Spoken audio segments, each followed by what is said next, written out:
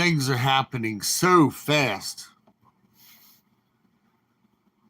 Just so fast, it's incredible.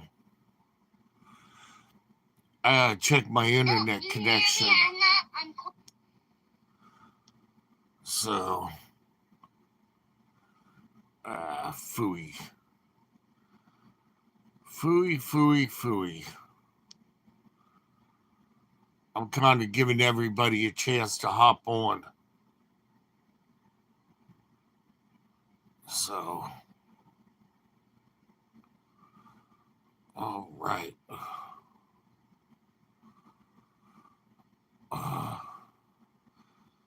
I tried to call QVC to get another phone. And as it turns out, they didn't give me my credit. So I wasn't able to. I'm going to have to limp along with this phone that's in the bad shape. So I have to switch channels. Give me a minute because I have to switch channels to see if I can speed the internet up.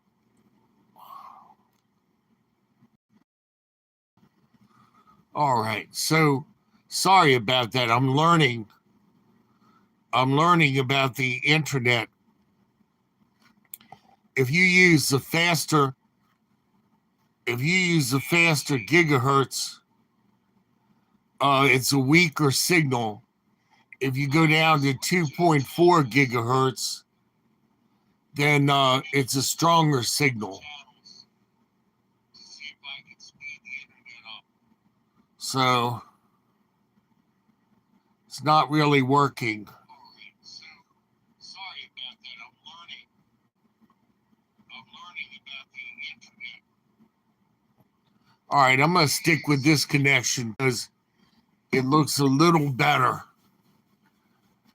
You know, normally I wouldn't make this many videos in one day, but things are literally happening so fast that it's impossible to, keep up with the stuff. And various sources are saying that the Iron Eagle is a sitting duck for an electromagnetic pulse attack. And that, when they do it to us, it's going to be lights out within an hour and up to possibly 2 years before electricity can be restored. Can you imagine that? Having to live Amish for 2 years if you're not ready. I'm telling you, fam, you need to have a weekly drill or a monthly drill, an off-grid drill, where you get used to using a bathroom with no running water, doing dishes in a dish pan, bathing with 1 quart of water. Like the Amish do, they have a bowl, and then they have a pitcher and a washcloth and a bar of soap. All this business of having an overabundance of utilities and running water and all that other stuff, I'm afraid is going to come to a screeching halt someday, and it's going to be brutal. And for those of you youngsters that are really pressing your parents for that next game station, and your parents can barely keep a roof over their head, can barely keep the car, from being repossessed, using credit card for food, having to go to food banks, and you're going to press your parents over, Christmas presents. I'm sorry, you might be opening up Christmas presents in a house with no electricity, no heat. So you really have to think about going back to my time. My time, Christmas, you got an orange with the candy cane stuck in it. You got a sock hanging over the fireplace that had handmade toys. And then you got one big gift, which was usually shoes for school or a shirt or something. Now, my father would get me something really nice for Christmas to apologize for the abuse of using me for an ashtray to crush out his cigarette on and stuff like that after a real bad period of abuse. I would get a really nice present back then, a small TV set.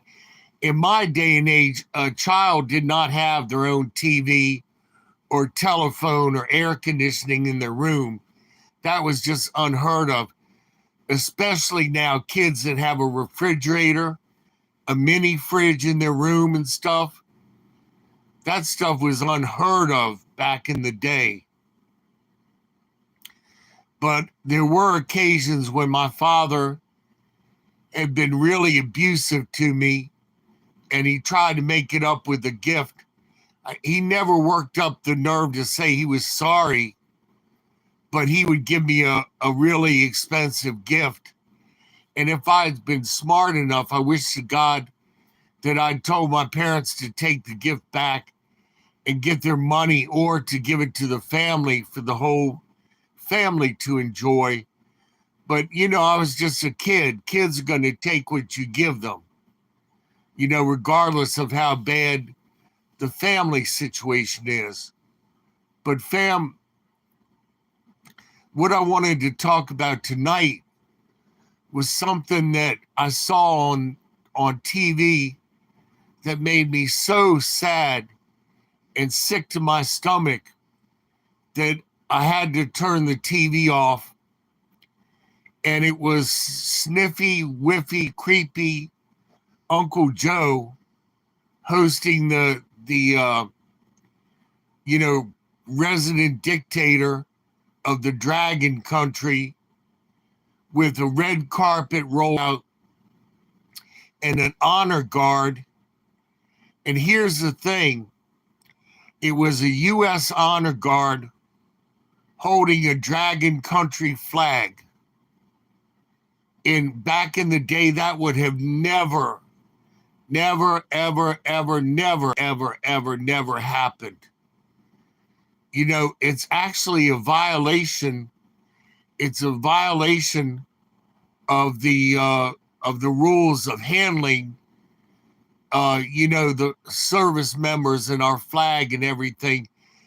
And meanwhile, a U.S. honor guard, a U.S. soldier, U.S. honor guard, a member of the U.S. Armed Forces, was standing at attention holding a red dragon flag while Sleepy Joe and Weejan Ping Ling Ling, went past it. And Sleepy Joe didn't salute or anything.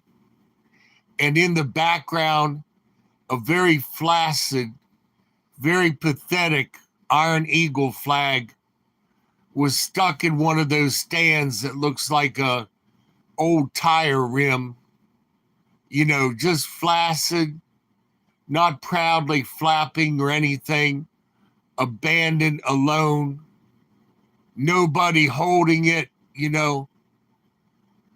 I'm telling you, young people, we have been sold out. It's 1939 all over again. It's Neville Chamberlain. And see, young people, you're not being taught history. It's called appeasement. It's appeasing your enemies and rolling over on your back like a dog and waiting for your enemy to scratch your belly and tell you you're a good boy. You're a good boy. That's a good boy. You know, horrible. And appeasement does not lead to peace. That was proven in England when Neville Chamberlain came back from a meeting with Adolf and the Germans, and he waved a worthless piece of paper in the air saying that we had peace in our time. And Adolf took that to mean that he could do whatever he wanted, and he just poured into Europe and decimated Europe. And it cost millions of lives.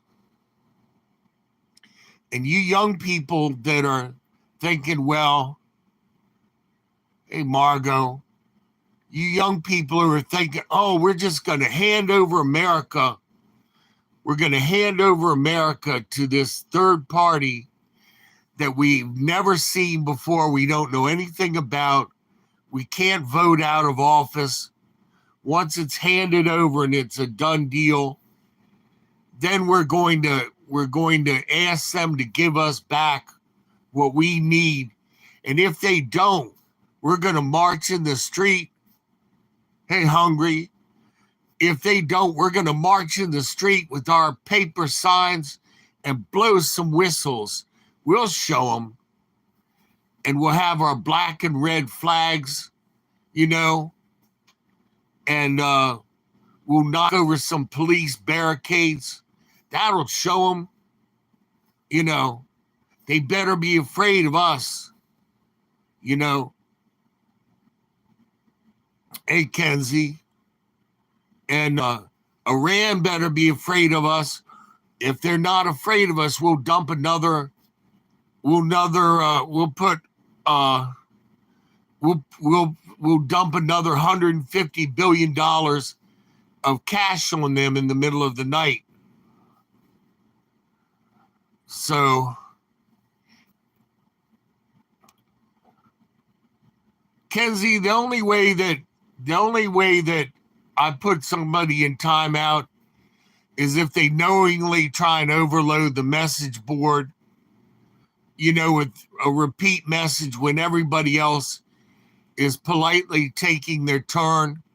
Or if I'm talking about one subject and the person tries to draw me away to something else. So, you know, if your feelings are hurt, I'm sorry. If your feelings are hurt, I'm sorry. If you go to other people's websites, they block and ban somebody permanently if they think something fishy is going on.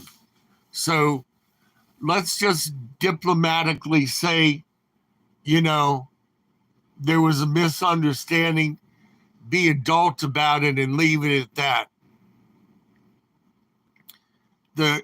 You know, it amazes me doing a live video that I'm talking about world politics and the future of this country, and somebody says their feelings were hurt because I didn't say hi to them or I didn't acknowledge that person. You know, you have to get past that. You have to get past that. I'm trying to help people, you know, get ready for what's coming. And next year in America, I'm sorry to tell you, and even Sleepy Joe has said it's going to be a dark winter and it's going to be a bad, you know, next year. Sleepy, creepy, sniffy, whiffy Joe is saying it. I'm so sorry for you young people that you got duped. You got duped because you had a really strong man at 1600 Pennsylvania Avenue. You know, not the nicest guy, you know, and you got rid of him because he made mean tweets and he was mean. So he has to go because he's mean. And now we got somebody in WH who takes a half a year off vacation, has literally brought the world, sleepwalked the world into WW3 by the speech that he made that kicked everything off when he said that the Iron Eagle wouldn't do anything if the Bear Country invaded the Yellow and Blue Country, partial invasion. We wouldn't do anything. That just gave the green light for the whole thing. So I'm sorry. I'm sorry about when I gesture with my hands. I don't know all of the. I try not to do it nowadays because I don't know all of the hand signals that people say are Illuminati symbols for stuff. So I try to just hold my hands off camera. But if I, because you all are so, some of you all are so touchy that you're like, well, Pop made this symbol with his hands while he was talking to us, and it means something. So, hey, 420, you have to understand the pressure of being on a thread that people put you through and they pigeonhole you through. And the polite criticisms that people throw your way, like the lady who didn't like the color of my shirt and, all of that stuff. When we're talking about the survival of this country, and I believe, like I said, this next year will be the first year in my entire life that I'm not going to vote because it's not going to make any difference. We're in a one-party banana republic already. These people are not going to give power up. They're not going to let anybody else take the reins and try and save this country. I'm sorry. The video I saw today where Sleepy Joe is following the president of the Dragon Country while a U.S. honor guard is holding a red dragon flag, holding it at attention while the Iron Eagle flag languishes unattended in the background. All of the brave men and women that passed away fighting for this country have got to be rolling over in their graves. What did they lay down their lives for? What does it all mean at this point? What does it all mean? You have the people on the Hill now don't even have a dress code because one man decided that he's going to wear shorts and a hoodie to the seat of the U.S. power, and nobody can dare say anything to the guy about, hey, you're working in Washington, you're making all of this good government cheese, and you can't afford $99 for a suit, but that would be mean. So you can't do that. And so the standard goes lower and lower and lower. And right now we're everybody in the world thinks we're fools. Everybody in the world is stocking up and stacking up. In America, we're like, you better not do that or we'll get out in the street and we'll blow our whistles on you or we'll send you a letter. You better watch out. We'll send you a letter. You might get a paper cut.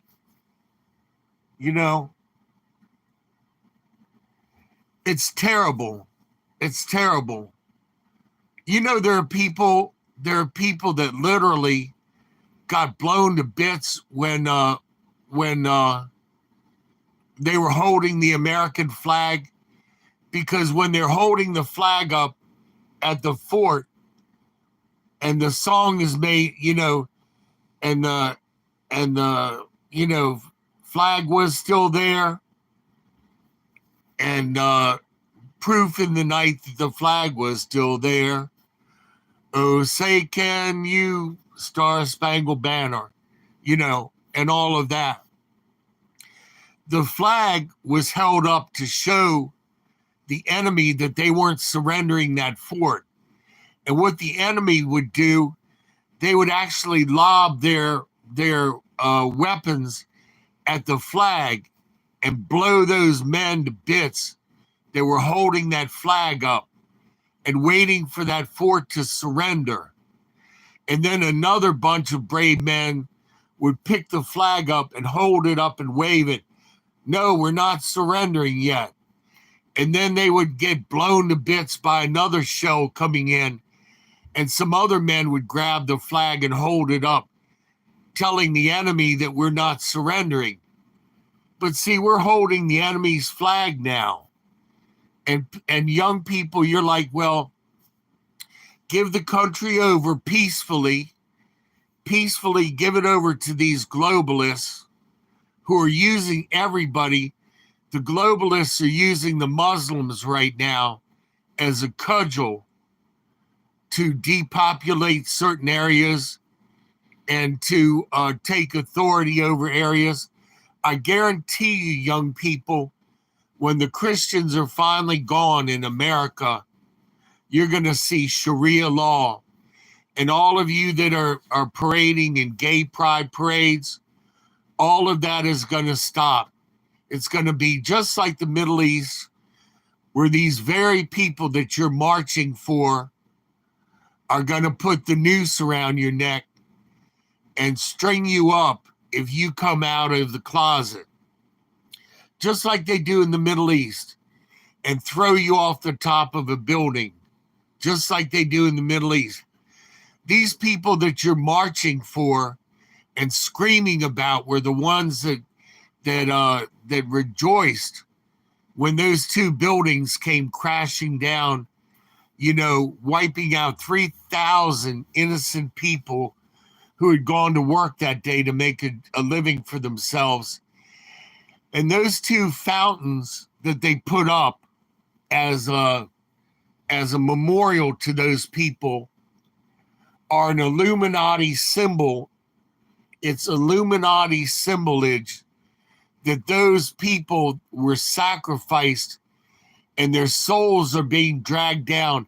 That's why those fountains go off into, you know, into nothingness, into the bottom of the pit.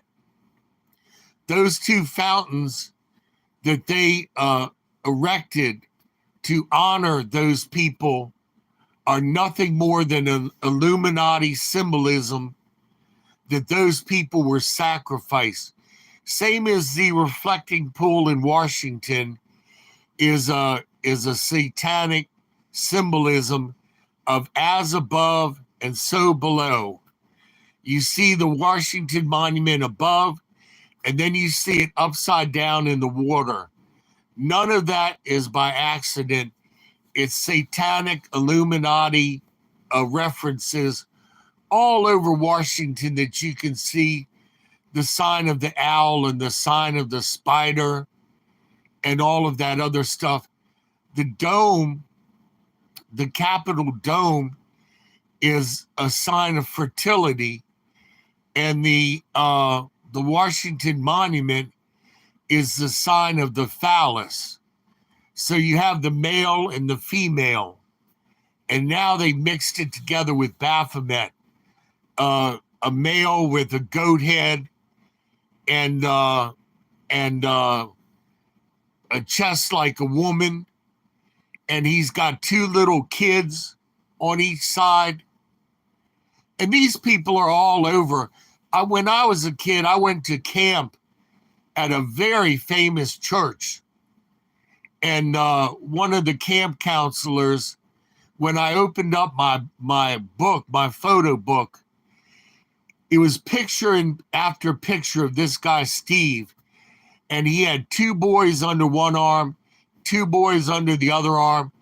And he was always throwing himself and the boys down on a bed or a chair or a sofa. And when you put all the pictures together in the album, I was like, wow, something is really going on with this guy, Steve. because every picture he's got young little boys scooped up under his arms, and it's everywhere. It's everywhere, in churches, and it's in, the police and all of that other stuff. It's everywhere. People who are sold out, and they think that, being a Luciferian is cool. But see, Lucifer was kind of like a lampshade when he was in heaven. He literally stood before the throne of God, in the presence of God. With him gone, it says now, the angels don't even look directly at God in heaven. With their wings, they cover their eyes. With another set of wings, they cover their feet in humility. And with a third set of wings, they fly around saying, "Holy, holy, holy, Lord God Almighty, heaven and earth are filled with your glory." They do that constantly, 24/7. And see, the Muslims, when you see the Muslims on TV, they're always going Allahu Akbar, because they believe that if praise to Allah stops, that there's going to be a destruction of the world. So they constantly are saying Allahu Akbar. And Allahu Akbar does not mean God is great. It means our God, Allah, is greater than the one true and living God. It's a boast that the devil has made for centuries when he said, "I will ascend to the throne of the north, and, I will be seated. I will be worshiped." We do not worship the same God as Muslims. Muslims and Christians do not worship the same God. Christians and Jews worship the God of Abraham, Isaac, and Jacob. Muslims worship Allah. Totally different. Chrislam is a lie. It's just trying to blend people for the moment. The sheeple that don't know history, they don't have a relationship with the one true and living God. And they're being led in, slowly led in to slaughter someday. Because Islam means submit. The word Islam means to submit. And when the Christians are gone, and the last bastion of Christendom and freedom is gone, you're going to see an entirely different world of intense rules and scrutiny. I believe that the mark of the beast is going to be that W that means Allah, that W in script, and people are going to say that that is the one world mark. But the Muslims will know that that's the mark of Allah, because gematria for Allah is 66. And I believe that when the world system mates with this religious system, that's going to complete the 666 beast system in the end of days. It's just my opinion. It's just my opinion. And I'm somebody who does his homework, and I don't sit in my underwear, playing video games and all of that other stuff. I know the better part of 3 languages. I don't know what's going on with SpongeBob, SquarePants, or any of that other stuff. Couldn't tell you. Don't want to. Life is too important at this point. And I'm trying to reach out to you young people and tell you that as a young person, see, when I was 8 years old, I would be in a store with my father. And my father had a very dirty nickname for me. And he would wait till he was all the way across the store. And then he would say, hey, so-and-so, come here. And I didn't find out what the nickname meant until I was 25 years old. I made the mistake of asking the guys at work what it meant. And then, of course, they all started calling me that. I got in the car and I drove over to my father's house. He was in his easy chair, and I poked him with my finger. I said, don't you ever call me that again, or there's going to be serious problems. And then I left. Never had a problem with Buck after that. But going back to being 8 years old, being in a store, and I'm pleading with my father. I said, Buck, come on, man. You're 58 and I'm 8, and I'm the adult and you're the child, and I'm having to beg you to behave. My father was a very brilliant man, and he took some crisp $1 bills and he put them in a clamp, and he took rubber glue and he glued the top of the bills, and it made this cute little $1 bill notepad. So we go to the store. The lady says, well, it's $7.59, whatever. My father gets out his notepad of $1 bills, and he starts tearing them off this notepad that he made. So, of course, the girl is like, are they real? Are those real $1 bills? My father's like, yeah, I just made this to keep them handy. Then she got to call the manager. They have to verify that the bills are real. Then they have to call off calling the cops because they think that Buck was, forging money. And everybody in line is ticked off because they're waiting behind us for their turn to pay and leave, and we're under scrutiny by everybody. And then they look at the tag on the car as you're leaving. I went through that a couple of times with him, to where I didn't want to go with him to the store because I always knew that there was going to be a problem. And here I was, 8 years old, and as a child, it just burned me out. So I got to the point where if my clothes were raggedy, I could mend my own clothes. I could fix myself something to eat. If things got too abusive at home, I stacked my cash, and I shined shoes, and I cut grass, and I polished silverware. I waited on people. My neighbor next door was a French lady, and she had me pretend to be her houseboy, like a little tattoo in a black tuxedo with a white towel over my arm, serving her dinner guests. And she called me Guillaume, which is French for William. Guillaume, coffee, Guillaume.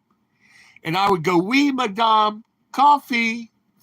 And I would bring the coffee in and serve it to the people in the very elegant dining room. And they never knew the better that I was this lady's neighbor. My sister needed a clown for her kid's birthday party.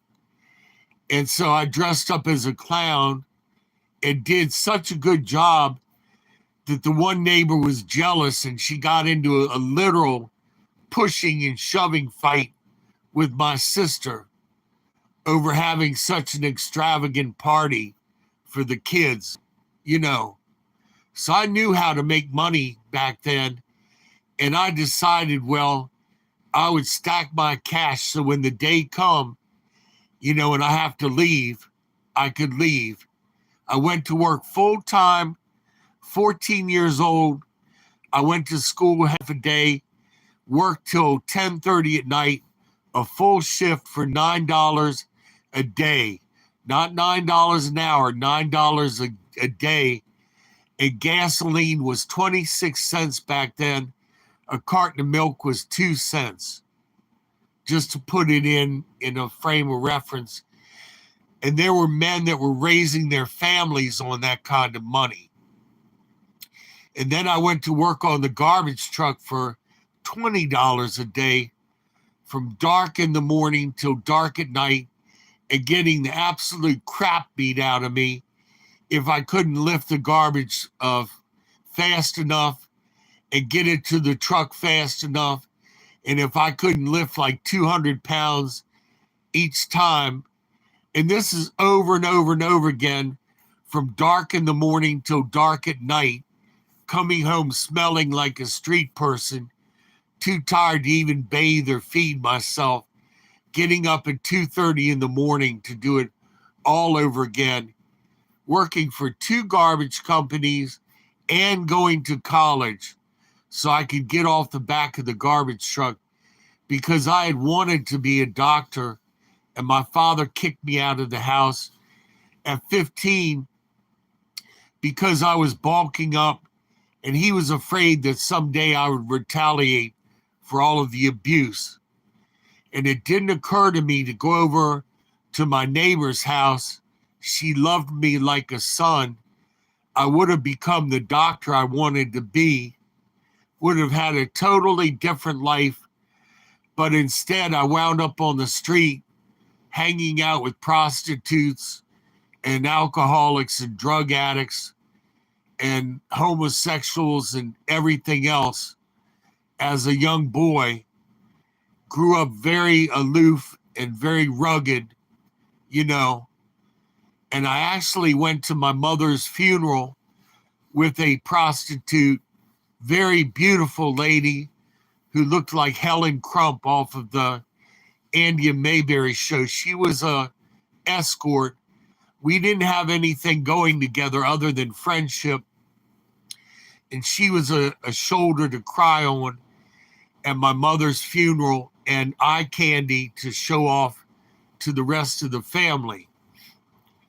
But that's the way I grew up, on the streets, and it was hand to mouth. There are literally times when I had to ask the Lord, you know, for a miracle of something to eat. And one day I was picking up the garbage out at Congressional Deli, where the old Congressional Airport was in Rockville. And back then you could pull the garbage out through the restaurant right past people who were eating their meals. And I looked raggedy and hungry. And the man who owned the restaurant made me this really thick tuna on toast, on Texas, that thick Texas toast, stacked with tuna. And back then they didn't have plastic wrap. They had aluminum foil or wax paper. So I was holding that sandwich, thanking the guy profusely. And I was so happy to have something to eat after 3 days of picking up garbage with nothing to eat. And so I opened up the door of the truck, and you know how trucks rattle like that, they shake and rattle. I put the sandwich up on the dash, and before I could hop up into the truck, the sandwich slid down the dash, opened up, and hit the floor of the garbage truck. And I started to cry these really hot tears of frustration.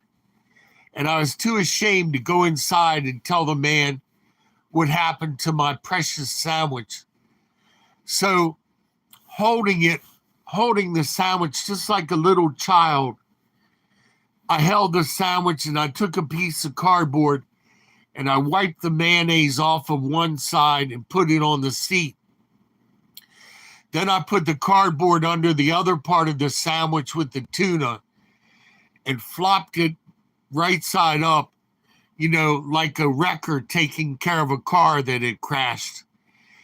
And I looked, and there was garbage and mud and hair and everything in the tuna. And I was like, oh no, oh God, oh no.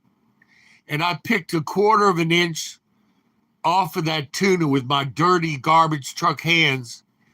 slapped the other piece of bread on it, and I was like, you going down. I'm going to eat you. And I sat there and I ate that, and rocks, I was biting down on rocks and hair and a little bit of garbage truck dirt. But I sat up in the truck and voraciously ate that sandwich. And it's a miracle of God that I didn't get food poisoning. But that's how it is when life is desperate and you're all alone. And it's a real deal. And like I said, when you worked on a garbage truck, two things happened. If you couldn't keep up with the truck, you got left behind. Nobody took you home, and you didn't get paid for the day. You got abandoned in the route that you were at if you got too tired to keep up with the truck. And one night I was doing a route with this man, and the man who was a temporary helper, he asked me when we were getting off. It was 5:00 in the evening. I told him 8:30 at night. Grown man started to cry. He started to cry because he was too tired to finish the route.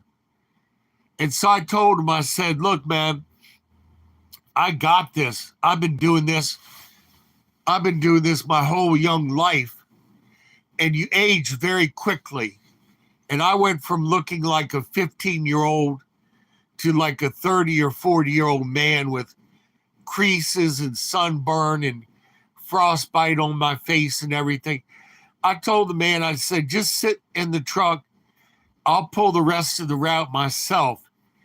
I pulled it in record time, 8:30 at night, got off. The man got his pay. I was a little more tired, but I knew how to park the truck and to work the route smartly so that I didn't, cause myself too much pain. The guy fell asleep, just dead asleep, and I let him alone, let him get his pay and everything, and he never got back on the truck after that, I can tell you. But that's the way it is.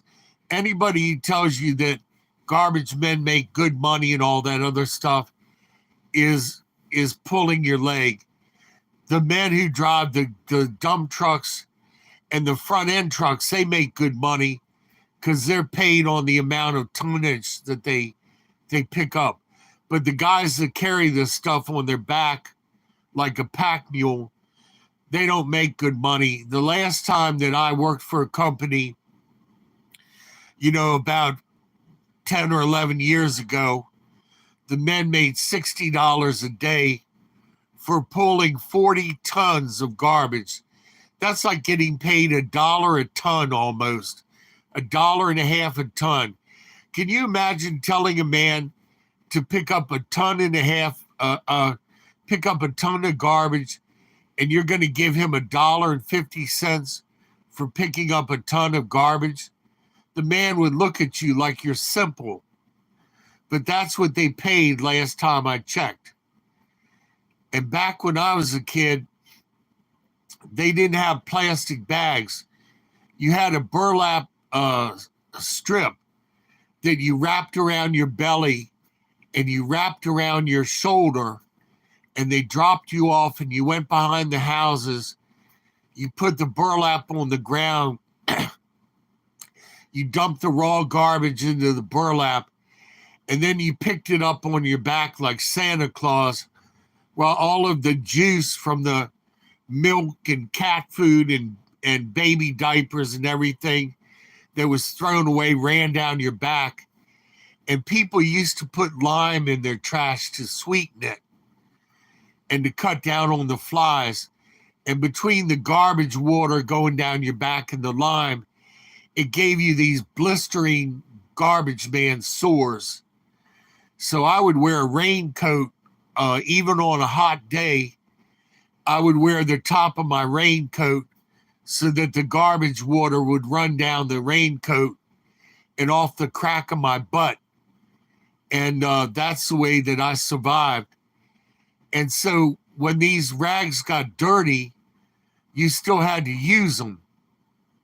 So you were literally wrapping yourself in people's garbage over and over.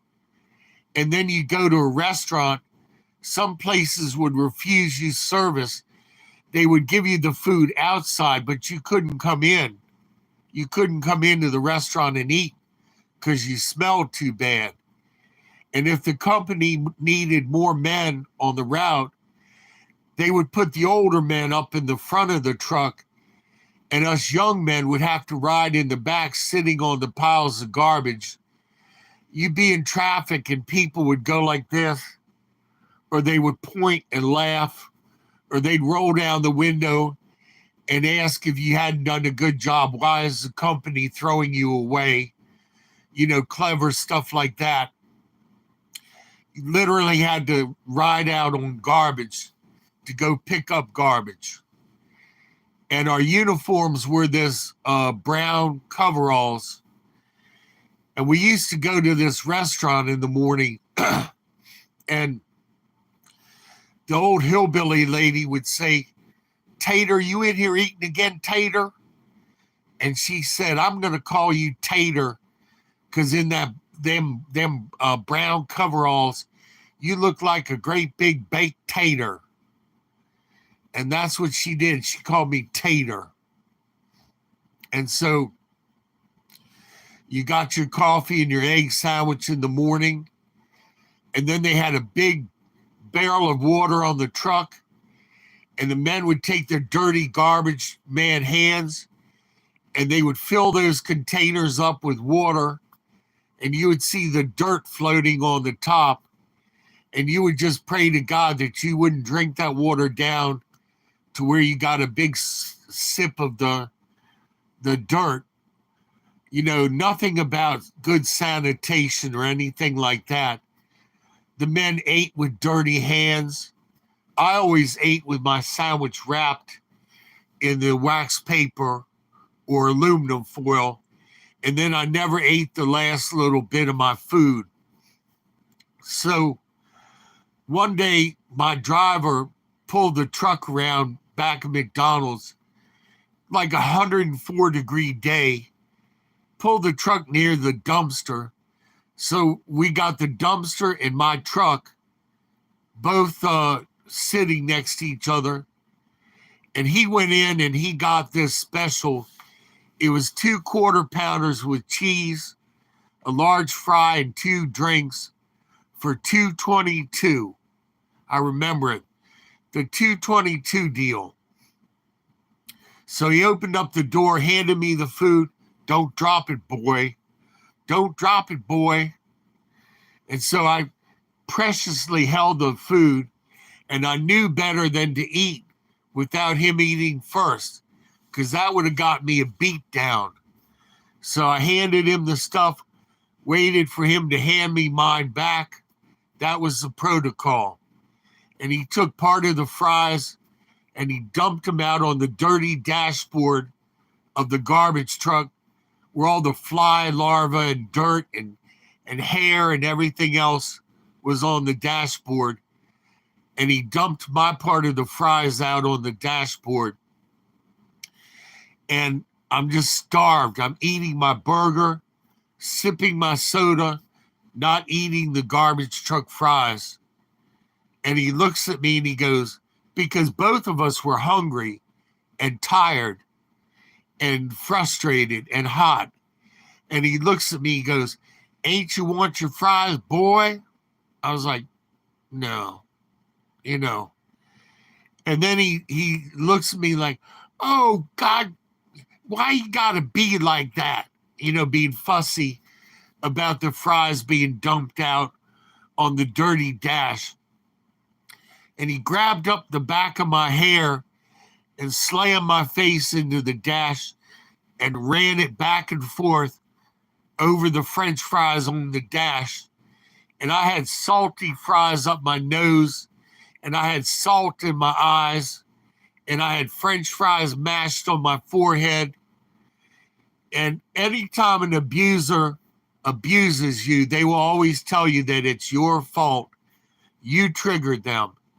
The guy that came up behind me 5 years ago and punched me in the spine and knocked me to the ground and condemned me to being locked in my room, bedridden for 5 years now. He said that I had triggered him by my looks and he didn't like gringos. And I was merciful to him. I didn't call the cops because I knew he had a wife and a family. I was merciful to him. But this guy, after he ran my face along in the French fries, he grabbed me and he pulled me to his sweaty, smelly chest. And my ear was literally stuck to his chest like a plunger. I could hear his heartbeat. And he apologized for beating the crap out of me because I wouldn't eat my French fries because they were covered with grubs and garbage and hair and everything. And that was the cycle that I went through as a child. You know, refusal, abuse, you know, consequence and apology. I went through it with my dad. I went through it with so many other people.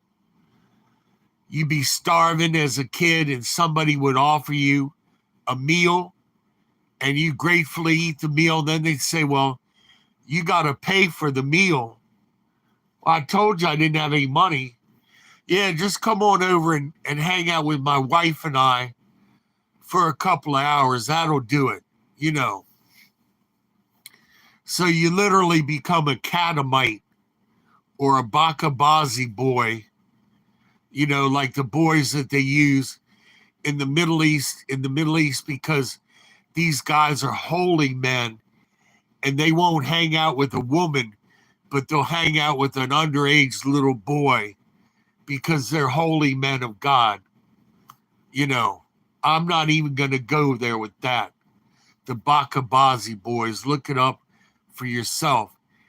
The boys get used, and then when they turn of age and they're men, then all of a sudden they're thrown out and ostracized because they're too old to dress up in a dress, and everybody knows that they've been spoiled and turned out, and they become outcasts.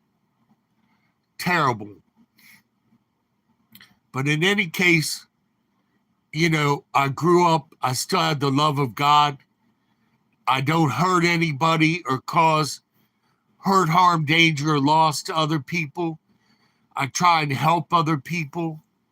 The good Lord reached into the gutter that was my life, like one of those great big claws that reaches down into the garbage piles and picks up the garbage at the landfill. Just like that, God reached down into my life and rescued me. And my channel went from being a video diary about my pathetic B-movie life to me trying to reach out and help you young people and help you avoid the mistakes that I made in my life and help you understand how important your eternal soul salvation is. With that in mind, I got to go pretty soon. I'm going to speak a blessing over you. May the good Lord bless and keep you. May he make his face to shine upon you. May he prosper you physically, emotionally, spiritually, and financially, even as your soul prospers. In Jesus' name I pray it. Amen. Poppity Pops out.